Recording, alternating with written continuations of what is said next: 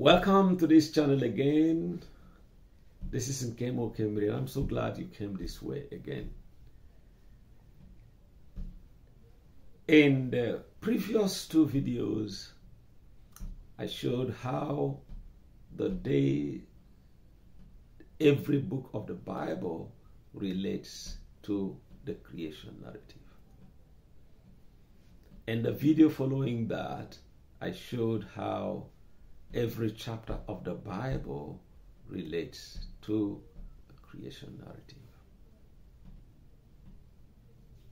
In this video, I'm going to show how every human being is connected to the creation narrative. You see, the creation narrative is the introduction to life.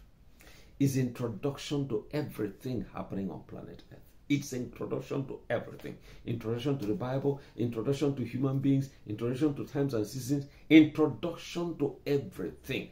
Take time and read the creation narrative again. Now, I'm going to show you, this is amazing. Just amazing how that you can put every human being that has lived or is alive today, you can put them somewhere in the creation narrative. So, as there are 7 days of creation, there are 7 kinds of human beings on earth. I know that there's a lot that people, have said and spoken about birth order. We'll talk about the first child, the middle child, and then the last child.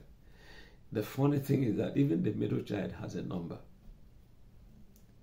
If somebody has 7 children, and you say the first child, then the middle child. So which one is the middle child? Is it the second, the third, the fourth, the fifth, the sixth? Or which one is the middle? So we know the first, we know the last, but which one is the middle child? If somebody has 3 children, I understand the first child, the middle child, and then the last child is simple. But if somebody has 10 or 8 or 6, so which one is the middle child? Every person has a number. So as there are 7 days of creation, there are also 7 kinds of human beings, 7 birth order positions. The first child is a first day of creation person. The second child is a second day of creation person. The third child is a third day of creation person. The fourth child is a fourth day of creation person. The fifth child is a fifth day of creation person. The sixth child is a sixth day of creation person. The 7th child is a 7th day of creation person. So, what about the 8th child? Is he lost? What about the 9th child and sometimes the 10th child? Or even the 14th child? From the womb, a woman can have 14 children. I'm not talking about, I'm just talking about the order that they come from the womb, not any other thing. Not about a man who marries 10 wives and then, and begins to say, the first son of the first woman is my first child. The first son of the second one is my second child. The first son of the third is my first child. Whatever opens the womb is a first child. It doesn't matter if it's second wife or second, third wife or whatever. Whatever opens the womb as a human being is a first child. The following is a second child. So, when you have the 8th child, the 8th child is a new beginning on the 7th. The 8th child is also a first day of creation person, but in a different order belonging to the second 7. A 9th child is a second day of creation person belonging to the second order. And when you read the lives of these people from this angle, you understand not just the behavior, not just why they do what they do, but you also understand the purpose, the ordination of these individuals.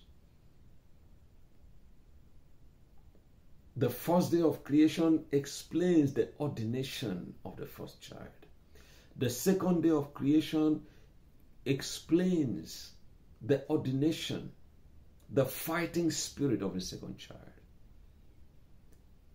The third day of creation explains the ordination, the life of sacrifice in the third. The fourth day of creation explains the ordination of the fourth child and why they like to do things in their own time, because you can't force the sun to shine. The sun rises when it should and goes down when it should. You don't pray for the sun to rise at midnight. No. Okay, so the fifth day of creation explains the ordination, not just the behavior, but the ordination. This is why this person exists. This is what this person is supposed to accomplish. Same thing, the sixth day of creation explains the ordination of the sixth born. The seventh day of creation tells you why the seventh child exists, and then why the seventh child behaves the way he or she does. So the same way, the eighth child is the first day of creation. So you have to combine the first day of creation and the eighth book and eight chapters of the Bible to be able to see the ordination of the eighth born. It's amazing. God's word is so deep. God's word is vast. Vast. We can't exhaust what God has given us in his word.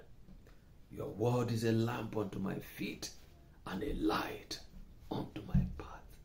Enjoy God's word.